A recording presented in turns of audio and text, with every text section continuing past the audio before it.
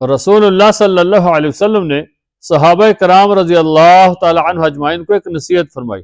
حضرت ابن عباس رضی اللہ تعالی عنہ روایت کرتے ہیں، ترمذی شریف کی روایت ہے کہ رسول اللہ صلی اللہ علیہ وسلم نے فرمایا، اللہ تعالیٰ سے محبت رکھو اس وجہ سے کہ وہ تم کو کھانے کے لیے اپنی نعمتیں عطا کرتا ہے۔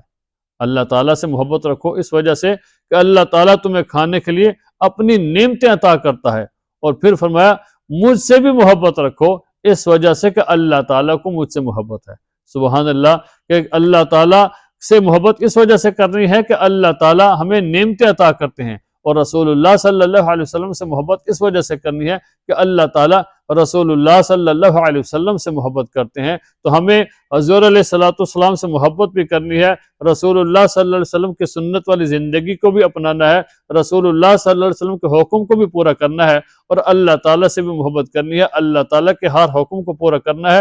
اور اللہ تعالیٰ نے ہمیں جتنی نعمتیں عطا کی ہیں، دیکھیں اگر کوئی بندہ اللہ تعالیٰ کی نعمتوں کو شمار کرنا چاہے، گننا چاہے تو گن نہیں سکتا۔ اللہ تعالیٰ نے ہمیں اتنی نعمتیں عطا کی کہ کوئی بندہ شمار نہیں کر سکتا، گن نہیں سکتا۔ تو اس وجہ سے ہمیں اللہ تعالیٰ کا شکر بھی ادا کرنا چاہیے، اور اللہ تعالیٰ سے محبت بھی کرنی چاہیے، اور رسول اللہ صلی اللہ علیہ وسلم سے ہمیں عملی طور پر محبت کرنی چاہیے۔ اللہ تعالیٰ ہمیں سمجھنے کی اور عمل کرنے کی توفیق عطا فرمائے۔